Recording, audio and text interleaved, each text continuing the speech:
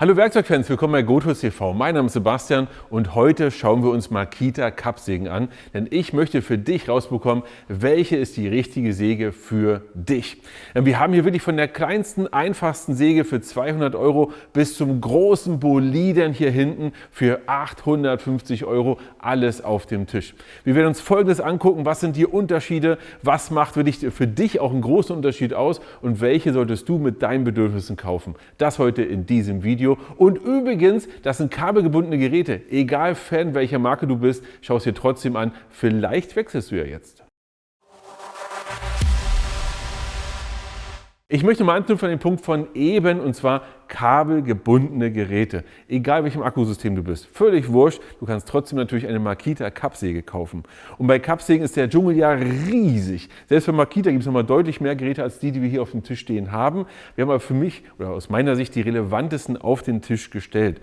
Und deswegen schauen wir uns wirklich von den Boliden bis zum kleinsten alles an und schauen uns für euch vielleicht, nicht nur vielleicht, sondern auf jeden Fall auch an, inwiefern sie sich groß unterscheiden. Das Thema zum Beispiel Licht, Tisch, Schnitthöhe, Zubehör, keine Ahnung, Größe, Bauraum, all das schauen wir uns an. Und wir schauen uns genau auch die Unterschiede an, sodass du genau sehen kannst, meine Säge für meine Ansprüche ist vielleicht genau die oder eben auch die, je nachdem, was für dich entscheidend ist. Aber als allererstes schauen wir uns mal an, welche Geräte haben wir hier eigentlich. Wir haben die LS 0816, die LS 0815, die LS 1110, die LS 1018, die LS 1019 und die LS 1219. Achtet übrigens darauf, wenn ihr eure Säge kauft, welche Ausstattung ihr haben wollt. Denn wir haben hier teilweise zum Beispiel F-Modelle, N-Modelle, NFL, irgendwas. Ja? Das findest du auch unten in der Videobeschreibung genau verlinkt, welche Version wir hier haben. Übrigens findest du in der Videobeschreibung auch wie immer den ehrlichen Preisvergleich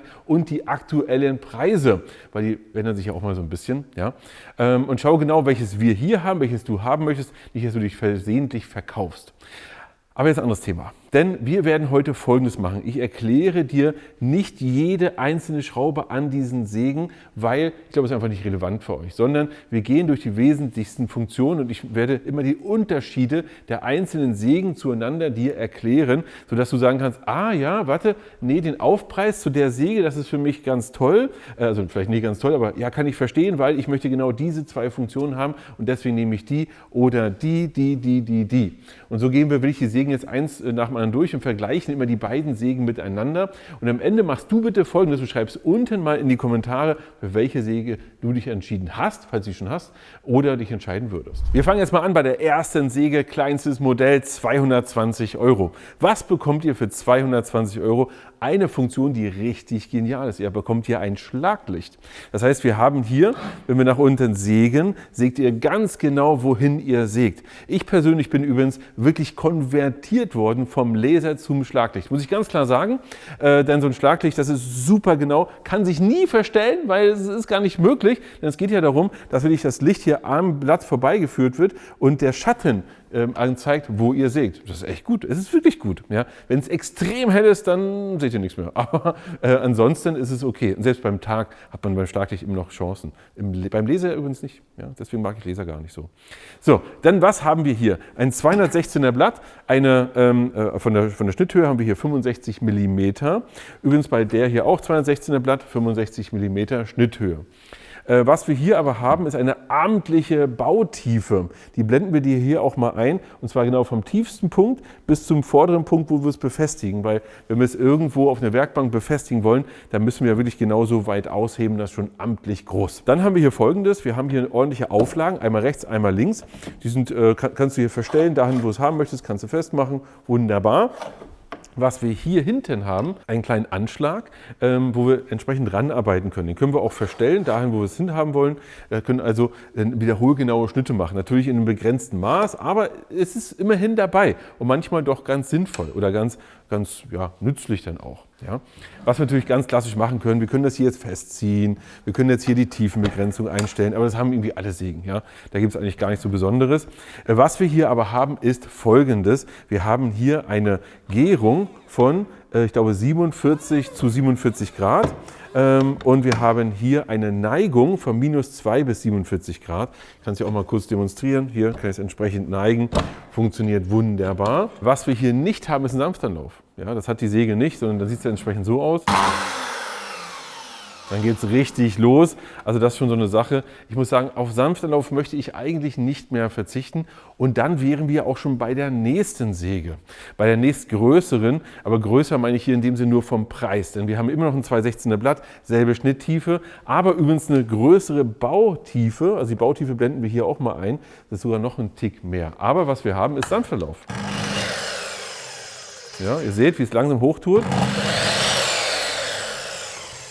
Das ist eigentlich schon das ist schon eine coole Sache. Was ich ein bisschen merkwürdig finde, ist, hier haben wir jetzt einen Laser. Deswegen ist so eine Sache, Laser, Sanftanlauf, je nachdem, Sanftanlauf, Quatsch, ein Laser, Schlaglicht, was ist euch lieber? Was wir aber dazu haben, ist ein Arbeitslicht. Das ist wirklich nur ein Arbeitslicht. Das leuchtet, da beleuchtet das hier so ein bisschen, ich weiß noch nicht, ob das nützlich ist. Keine Ahnung, kann man das Holz ein bisschen besser sehen. Fein. Wir haben andere Auflagen, einmal rechts, einmal links. Das sieht etwas anders aus, etwas tiefer. Ob das jetzt wertiger ist, müsst ihr für euch entscheiden. Hier ist es halt so gebaut, dort ist es ein bisschen anders gebaut. Beides ist möglich. Hier ist es so, dass es noch einen Tick weiter nach außen geht, also etwas mehr Auflagefläche habt. Eine Sache muss man übrigens allgemein bei Makita sagen. Die Sägen sind alle wirklich sehr wertig gebaut. Wir haben schöne Tische, wir haben auch sehr große Tische. Hinten wird es nochmal wirklich obskur groß und wirklich sehr, sehr schön groß. Das nur mal als Hinweis. Vergleicht das mal gerne mit anderen Herstellern und auch mit günstigeren Modellen. Das ist häufig so, dass die Tische nicht mehr schön sind. Ja? Und das willst du eigentlich nicht. Aber pro Tisch, wir können hier das Ganze neigen jetzt nicht mehr bis 47, sondern hier schon bis 50 Grad, auf der anderen Seite bis 60 Grad. Ergo, wenn du größere Gärungen haben willst, ja, dann bist du natürlich eher bei dem Modell. Da wir hier aber 330 € haben, musst du wirklich überlegen, nochmal über ein 100er mehr zu der Säge, brauchst du das oder brauchst du das nicht? Oder willst du das denn eigentlich? Weil gerade zur nächsten wird es nochmal richtig interessant, aber da kommen wir gleich dazu. Dann haben wir hier Gärung, hatten wir Neigung, sind hier 5 bis 48 Grad. Ja, also nochmal deutlich mehr, auch hier hinten über das Ganze hier einzustellen und auch relativ einfach einzustellen. Was wir auch haben, wir haben einen Unterschied hier in dem hier, und zwar die kleine Zwinge, die wir haben. An dem hier müssen wir einfach so das hier so festziehen. Bei dem haben wir schon eher die Möglichkeit, hier das relativ schnell hier mal hoch und runter zu stellen, so, und dann festzuziehen. Da geht es noch etwas schneller. Was ich eben ganz vergessen habe zu erwähnen, ist Folgendes. Wir haben hier den Anschlag, hier haben wir den Anschlag nicht. Und jetzt kommen wir zur nächsten Säge. Hier wird es wild, denn wir haben einen Preis, wo es wieder runter geht. Denn wo wir hier 330 hatten, haben wir hier 270. Und das ergibt sich ja auch aus Folgendem. Diese Säge hier, die wir hier haben, und diese hier sind quasi baugleich. Hier 216er Blatt, hier haben wir ein 260er Blatt. Das heißt ein deutlich größeres Blatt, und hier haben wir 91 mm Schnitttiefe. Ergo, gehen wir auch wieder in einigen Funktionen zurück. Wir haben hier keinen Laser, aber ein Schlaglicht, was ich persönlich, wie gesagt, besser finde. Wir haben hier eine kleinere Gärung und Neigung. Hier haben wir nur 45 und hier wieder nur auf -2 und 47 Grad. Das heißt, hier hatten wir ja 60 und 50 Grad.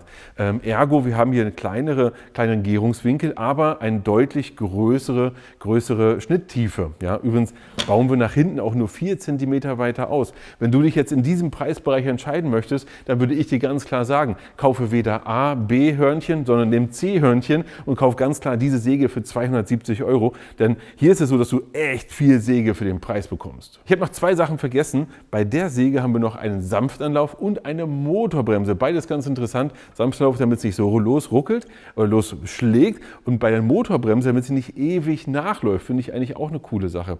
Das heißt, wenn wir jetzt gerade bei den beiden Sägen uns das anschauen, hier 220 zu 270 270 € würde ich wirklich ganz klar zu der Säge tendieren.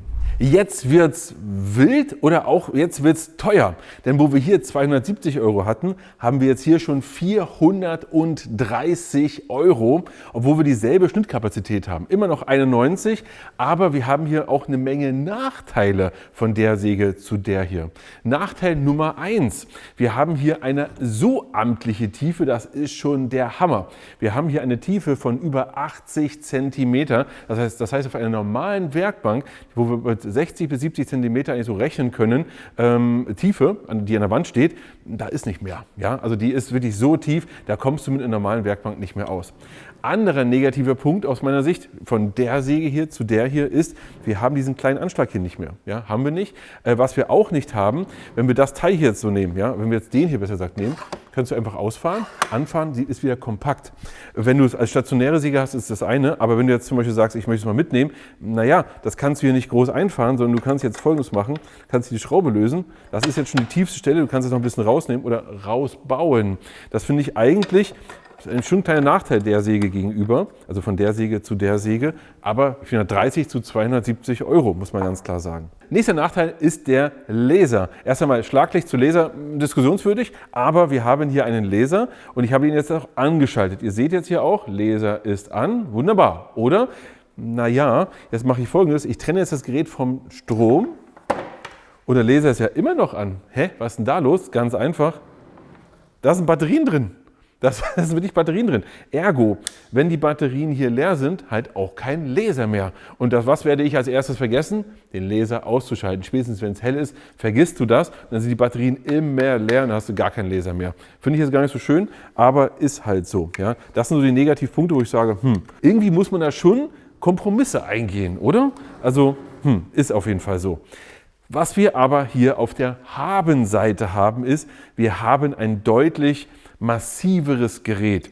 Das Gerät hier ist auch schwerer, also die Säge ist auch schwerer. Wir haben hier deutlich mehr auch Material verbaut. Wenn wir jetzt das hier anschauen, also nur von der Tiefe, hier von der Tiefe, wenn wir uns das Ganze anschauen, ist es wirklich sehr wertig und viel Material, auch von der Tiefe her und so. Das ist schon echt eine coole Sache.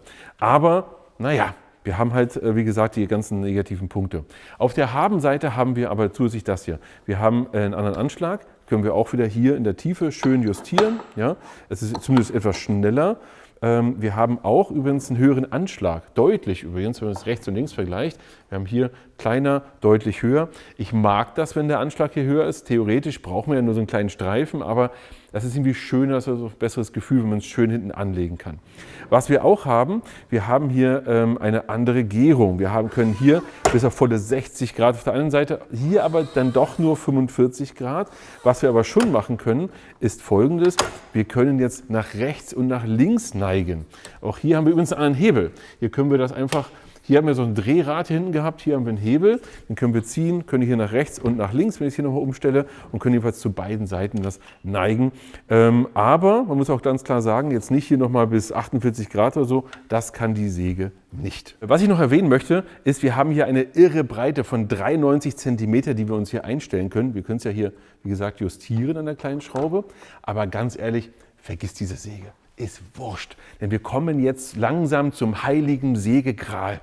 Denn diese Säge ist das, was du haben willst. Spar lieber ein bisschen länger, leih dir das Geld, meinetwegen von mir, aber kauf dir diese Säge oder vielleicht sogar diese hier, weil das hier ist eine komplett andere Klasse an Sägen im Verhältnis zu allen anderen. Denn wir haben hier nur, und zwar ausschließlich nur Vorteile, und zwar so eine Latte von Vorteilen gegenüber dieser Säge und auch allen anderen Sägen. Das müssen wir uns angucken. Wir haben auch einen Nachteil. Müssen wir ganz klar sagen, ist der Preis. Ja? Denn wir haben hier einen Preis von schon 730 €. Und schon mal Spoiler, wenn du langsam in diese Richtung guckst, kauf einfach die hier. Ja? Weil die kosten nochmal 100 € mehr, ein bisschen mehr, aber so 120 € mehr. Egal, kommen wir gleich dazu. Bei dieser Säge ist es so, dass hier fast alles anders ist. Und auch fast alles nochmal so viel besser ist als bei der Säge. Vielleicht eine Kleinigkeit, wir hatten ja eben den Laser mit kleinen Batteriebetrieben, haben wir hier nicht. Ja? Fangen wir mal erstmal beim grundlegenden Thema an. Wir haben hier übrigens so eine Kleinigkeit, was wir bei keiner anderen Säge haben. Hier ist es ja so, dass wir immer Und ich zeige es dir mal hier. Wir müssen ja immer das hier so festziehen und dann können wir das hier verstellen. Ja, haben wir nicht. Wir haben ja ein kleines, also einen kleinen Knopf. Das war's. Jetzt ist lose, fest. Ja, also so fest, lose. Ja. Auf der anderen Seite hier für die Höhe auch einfach hier arretiert und dann können wir es hier dahin stellen und nutzbar. Das ist richtig genial. Du machst so klack, klack, klack. Da ich hier gerade mal auch mache, die Schiene, die wir haben, gleitet auf eine Art und Weise, das ist richtig genial. Also wirklich genial. Wo wir hier zwar auch eine schöne Führung haben, ja, das ist auch okay, aber man hört es vielleicht so ein bisschen, das ist ein bisschen rauer. Man merkt hier die Kugellager noch, hier überhaupt nicht. Ja.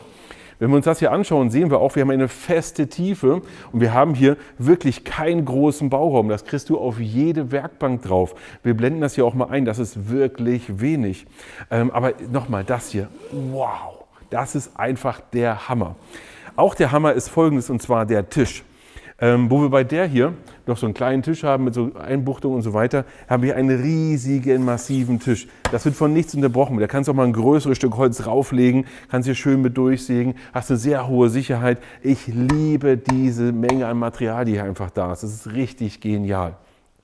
Wenn wir gerade beim Tisch sind, ist es hier auch so, dass wir hier rechts und links jeweils 60 Grad einstellen können. Ja? Hier 60 Grad zur einen Seite, natürlich auch zur anderen. Du hörst hier übrigens ein Geräusch, und das Geräusch, was du gerade hörst, ist für mich auch ein Indiz für Qualität. Denn wir können die Säge mit einem Handgriff ganz leicht verstellen und wird das so schön rübergeleitet, mit einem ganz kleinen Geräusch dazu. Oh, das ist der Wahnsinn, also wirklich der Wahnsinn. Jetzt gehen wir mal weiter. Wir haben ja eben hier die Gärung gehabt, lass uns mal zur Neigung kommen. Und die Neigung ist eigentlich fast schon ein Video für sich wert. Erst einmal, normalerweise fummelst du hier hinten rum. Ja, hier so, muss das alles einstellen, okay. Jetzt haben wir aber die Möglichkeit, hinten müssen wir gar nicht mehr dran. Wir können hier vorne einfach, ja, ich möchte jetzt neigen, wie mache ich das denn? Na, ganz einfach, ich nehme hier den Hebel, löse es. Jetzt seht ihr schon, kann ich es neigen. Einfach hier vorne eingestellt. Um es neigen zu können, machen wir aber Folgendes. Ach so, apropos, schaut euch mal diesen Anschlag an. Das ist riesig, das ist gigantisch hoch und macht auch richtig Spaß. Und den nehmen wir einfach mal ab. Zack, einfach abnehmen. Nehmen wir den hier auch mal ab, da müssen wir auch gleich drüber sprechen. Jetzt können wir Folgendes machen, zur Seite legen, gar kein Thema. Wir wollen es jetzt zur anderen Seite legen, müssen wir auf den Knopf drücken, gar kein Thema, können wir auch machen. Müsste ich aber den Anschlag hier auch abnehmen und dann zack, wieder zurück. Ja, richtig genial. Was wir auch haben, wenn wir jetzt zum Beispiel sagen, wir wollen auf 48 Grad hier schneiden, wir können hier rechts, links 45 Grad einstellen, 48 Grad, ein Hebel und jetzt kann ich schon auf 48 Grad sie zur Seite legen. Und das ist einfach nur ein Hebel mal schnell gemacht. Du sagst jetzt einfach, du möchtest auf 33 Grad schneiden, hast du hier einen Hebel, den kannst du umlegen, zack, geht er auf 33,9 Grad, klassischer Winkel, und lässt sich so einstellen. Du möchtest das nicht mehr haben, einfach hier wieder ziehen, hoch, 45 Grad, dann hier festziehen und das war's. Das ist so einfach, das ist so intuitiv, das hast du einmal gemacht, danach weißt du es für den Rest deines Lebens. Ich musste mich mit der Säge überhaupt nicht beschäftigen, weil ich habe es schon mal gemacht vor 2 Jahren oder so, als ich gesagt habe, die beste Kappsäge der Welt ist diese Säge hier, haben wir zusammen quasi damals rausbekommen. Aber wir bleiben mal noch mal ganz kurz bei der hier. Wenn wir jetzt weiter schauen, haben wir hier diesen Anschlag, der so ein bisschen merkwürdig, nicht Anschlag, diese Zwinge. Ja. Da können wir Folgendes machen, wir setzen sie auch hier hinten ein. Sie ist schwenkbar. Ja. Dann können wir hier die Höhe einstellen einfach. Und dann haben wir nochmal eine zweite Achse, die wir hier haben. Ja. Und dann können wir es irgendwo hinstellen, wo wir es dann gerade brauchen. Was wir hier auch haben, ist, wir haben einen seitlichen Auszug, der ist etwas einfacher gehalten. Wir kommen ja gleich noch zu anderen, den wir entsprechend ausziehen können. Das ist eigentlich gar nicht so viel kleiner als bei der Säge, es wirkt nur so. Ja? Wir haben hier so 3-4 cm, vielleicht 5 cm weniger breiter als bei der, aber wir haben ja eine schöne Auflagefläche, die wir uns herstellen können, die wir natürlich auch hier hinten arretieren können und dann ja, geht es hier nicht mehr raus. Wirklich genial. Laser, hatte ich ja schon gesagt, haben wir hier. Wir haben hier also kein Batteriefach mehr, sondern hier ein ganz normaler Laser, können wir ein- und ausschalten. Was wir aber auch machen können, in der Vergangenheit war es so, alle Laser standen fest. Hier ist es so, dass ich den Laser von rechts nach links einstellen kann. Wenn du also nicht ein Rechtshänder bist, sondern ein Linkshänder, dann kannst du jetzt Folgendes machen. Der Laser ist jetzt gerade an, wir sehen das auch hier. Und jetzt kann ich Folgendes machen. Hier oben drehe ich einfach an diesem Knopf und stelle jetzt einfach, zack, den Laser auf die andere Seite. Und jetzt ist er nicht mehr auf der linken Seite, sondern jetzt habe ich ihn auf die rechte Seite vom Blatt verstellt. Einfach mal so. Man sieht es hier vielleicht auch ganz gut, wenn ich es hier von rechts nach links schiebe. So rechts, links, rechts, links. Mega. Also auf die Idee muss man erstmal kommen, dass du nicht einen Doppellinienleser brauchst. Das wäre auch okay, aber sie haben einfach gesagt, naja, entweder bis Rechts- oder bis Linkshänder, verstellst es dir halt einfach. Ja? Was wir auch haben, an der Stelle sehen wir das, wir haben eine Zwei-Punkt-Absaugung. Wir haben hier eine Absaugung einmal hier, direkt am Blatt, hier unten und hier hinten. Das mag jetzt erstmal irritieren. Das heißt, wenn wir jetzt wirklich einen großen, tiefen Kappschnitt machen, dann ist es so, dass ihr hier seht, das wabbelt hier so ein bisschen über den Anschlag rüber. Ist aber kein Problem, der Widerstand ist minimal. Da gibt es ja auch andere Sägen, wo das massiver gebaut ist und dadurch ist es so immer so ein Widerstand, wenn man da so rüberfährt. Hat man hier aber gar nicht, sondern zack, zack, zack. Und dann kann ich hier hinten auch in den anderen Anschlag so ein bisschen reingehen. Das ist aber gar kein Problem. Die beiden, also nicht Anschlag, sondern in die zweite Absaugung hier reingehen, das ist aber gar kein Problem, weil er einfach dann von hier absaugt. Ja? Das ist kein Thema. Wenn wir aber jetzt ein bisschen höher sägen, jetzt zum Beispiel jetzt hier, dann und dann hier durchgehen, dann geht es natürlich hier durch beide durch. Ja? Wir haben übrigens auch eine Tiefenbegrenzung, das hier genauso gelöst wie bei allen anderen, können wir hier an der Stelle einstellen. Ja, das unterscheidet sich gar nicht.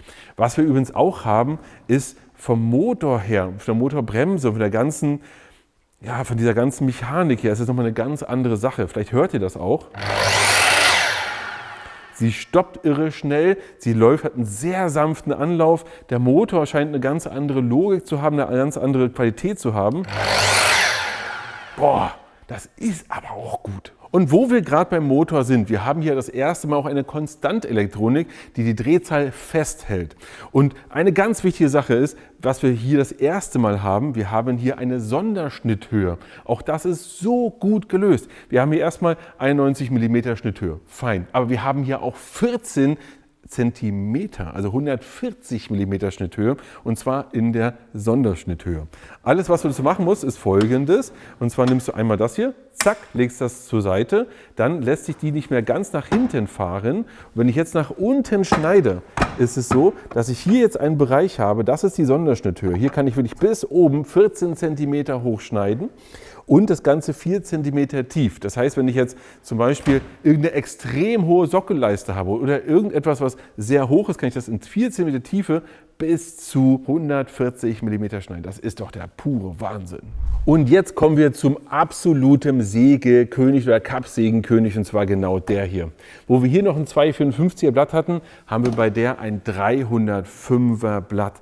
Und diese Säge ist einfach alles, was du haben willst. Das Einzige, was du nicht haben willst, ist der Preis. Wo wir hier noch knapp über 700 € waren, sind wir hier bei 850 €. Manchmal ein bisschen mehr, manchmal ein bisschen weniger. Aber ich sage dir, boah, also die Leistung, die hier nochmal mehr hat als die, ist der Wahnsinn. Denn wir haben hier 120 mm, also 12 cm Schnitthöhe. Boom! Ja, was wir auch noch haben, ist 17 cm Sonderschnitthöhe hier hinten mit der Einstellung, die ich euch eben gezeigt habe. Moment, das sind zwar hier, ja, das hier, was wir umlegen können, haben wir an der Stelle hier 17 cm. Wir haben 5 cm Tiefe in der Sonderschnitthöhe, auch das können wir hier machen. Irre. Ja? Wir brauchen das nicht oft, aber wenn wir es brauchen, dann brauchen wir es eben. Das ist schon echt gut. Was wir auch noch haben, ist, wir haben hier einen höheren Anschlag. Ich zeige euch das nochmal. Gerade hier im Vergleich sieht man das, glaube ich, ganz gut. Der hier ist schon hoch, aber das hier ist quasi ein Hochhaus dagegen. Was wir auch noch haben ist, wir haben ja hier diesen Anschlag gehabt, hier haben wir einen deutlich wertigeren Anschlag, den kannst du natürlich auch hier festziehen. Ja, hier der Anschlag ist nochmal deutlich wertiger, deutlich größer, deutlich auch stabiler, den wir haben. Den haben wir einmal rechts und einmal links. Wir haben ja auch noch den Anschlag, den wir hier hinten haben, den können wir nochmal ein bisschen verstellen, umbauen, machen, tun, aber das ist alles gar nicht so wichtig. Ihr seht also, hier haben wir im Grunde das baugleiche Modell, nur eben in allen Dimensionen nochmal gewachsen. Aber nicht großartig nach hinten. Auch die Größe, also den Bauchraum blenden wir euch auch nochmal ein. Und das war es eigentlich. Ja. Ihr habt ja gemerkt, wie sehr ich von der Säge schwärme, weil das Ding einfach mal absolut perfekt ist. Die Säge hat für mich, also für mich persönlich, nur einen einzigen Nachteil. Und damit meine ich nicht mal den Preis, sondern ich hätte gerne diese Säge mit Schlaglicht. Wo wir gerade beim Schwärmen sind, ich möchte euch noch ein paar Zubehöre zu den Sägen zeigen. Hier haben wir erstmal einen Tisch. Denn du möchtest ja nicht auf dem Boden arbeiten. Und wenn du gerade keine Werkbank hast, dann brauchst du einen mobilen Tisch. Und den haben wir hier. Oder eine mobile Arbeitshilfe, wie auch immer. Das Ganze kannst du zusammenklappen, hier auf den Rädern dann auch rollen. Die Säge selbst steht hier oben drauf. Das Interessante ist, das hier ist universell. Das heißt, theoretisch brauchst du nicht mal eine Makita-Säge, kannst auch irgendwas anderes draufstellen. Denn die Schiene, die wir hier haben, ist universell einsetzbar. Du kannst die Schiene hier auch abnehmen oder die ganze Säge dann auch damit runternehmen, auf den Boden stellen, damit arbeiten, auf eine Werkbank stellen, was auch immer. Das würde funktionieren. Oder das bei dir auf dem Transporter zum Beispiel verstauen. Du kannst natürlich auch hier das überall festmachen, so wie es deine Säge, welche auch von denen oder einer anderen Säge, du hast dann hier für dich einstellen. Was du auch noch machen kannst, ist Folgendes. Du kannst hier die Höhe auch justieren, ja, für deine Säge eben entsprechend. Und du kannst das Ganze auch ausziehen. Du kannst zum Beispiel sagen, ja, das hier reicht mir heute, machst das hier fest, ist okay. Das kannst du auf der anderen Seite genauso machen. Die Tiefe hier einstellen, okay. Was du aber auch machen kannst, ist Folgendes. Du kannst es wirklich lang ausziehen, aber und auch hier wirklich lang ausziehen. Und dann sag mir mal noch mal eins, brauchst du wirklich mehr Auflagefläche als das? Das Ganze gibt es übrigens in 2 verschiedenen Versionen, in kurz und in lang, um die 200 €. Ich habe aber noch mehr Zubehör für euch, und zwar das hier, ein Horizontalspanner. Den setze ich einfach hier ein und kann ihn dann grob justieren und hier in der Tiefe verstellen. Was wir auch noch haben, ist hier Pflegeöl. Du musst ja wirklich ein paar Stellen hier auch pflegen. Gibt es passendes Öl auch von Makita, und ich weiß, diejenigen, die gerne Makita kaufen, die kaufen sich auch das Zubehör gern von Makita. Und an den Geräten selbst ist ja das passende Werkzeug mit dran. Wenn du aber noch eine bessere Qualität haben möchtest, zum Beispiel mit einem Kugelkopf, gibt es das hier auch von Makita. Noch ein wichtiger Hinweis, wir haben ja ganz viele technische Daten hier auch gehabt. Wir geben dir wie immer einen großen Werkzeugvergleich. Der ist hier oben verlinkt oder auch unten in der Videobeschreibung. Geh einfach auf gotools.de Werkzeugvergleich, da wirst du es finden. Da hast du nochmal alle Daten auf einen Blick. Gerade Höhe nicht, aber Höhe, Schnitthöhe auch, Breite, Tiefe und so weiter und so fort. Eigenschaften, alles in einer Tabelle. Und da klickst du einfach auch mal, was ist deine Lieblingskappsäge? Und schreib auch mal unten in die Kommentare, welche Säge würdest du dir am liebsten kaufen? Und wenn wir uns das Ganze mal anschauen, meine persönliche Einordnung, dann ist es so, wenn du sagst Preis-Leistung, ist das hier eine absolut gute und solide Säge. Der Preis-Leistungs-Killer für mich ist aber genau diese Säge. Für 270 € bekommst du echt viel Säge. Ein Schlaglicht, Sanftanlauf, Motorbremse, eine solide Säge mit allem drum und dran, eine gute Schnitthöhe von 91 mm und so weiter und so fort. Also es ist eine coole Säge für das Geld. Ansonsten wäre ich persönlich natürlich ganz klar dann vielleicht wieder bei der hier oder eigentlich bei der. Ihr habt ja auch gemerkt, diese Säge, die hat mein Herz so sehr erobert wie kaum eine andere Säge, weil die wirklich, wirklich genial ist. Natürlich kostet sie auch richtig viel Geld, ohne Frage. Deswegen entweder Preis-Leistung da drüben oder das Maximum, was irgendwie geht. Und ich wünsche dir hier an der Stelle, dass du es erfühlen könntest. Denn eben gerade ist nämlich Folgendes passiert. Unser guter Kameramann, der hinter der Kamera ist, hat diese Säge genommen, hat hier so ein bisschen so, ja, ist gut. Und dann hat er die hier genommen und hat gesagt, wow, das ist aber ein Unterschied. Ja? Und das ist bei der Säge an jeder Stelle hier. Jede Stelle ist nochmal ein gutes Stück besser als so alles andere, was ihr hier in der Hand haben könnt. Deswegen meine klare Empfehlung für die Säge, wenn ihr euch das leisten könnt oder auch wollt. Und ihr schreibt, wie gesagt, in die Kommentare, was ist eure Säge. Und ich kann jetzt nur noch sagen, ran an die Kappsäge und bis zum nächsten Mal.